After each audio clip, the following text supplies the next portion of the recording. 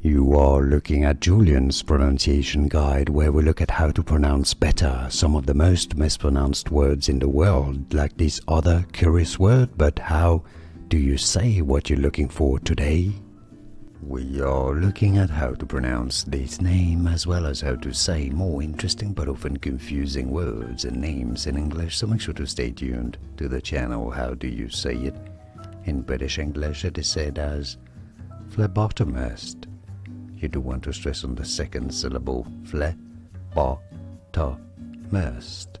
Phlebotomist. In American English it is usually said as phlebotomist. Phlebotomist. Here are more videos on how to pronounce more confusing words and names too many mispronounced. Like this video if you found it useful. I appreciate your support. I'll see you soon and thanks for watching.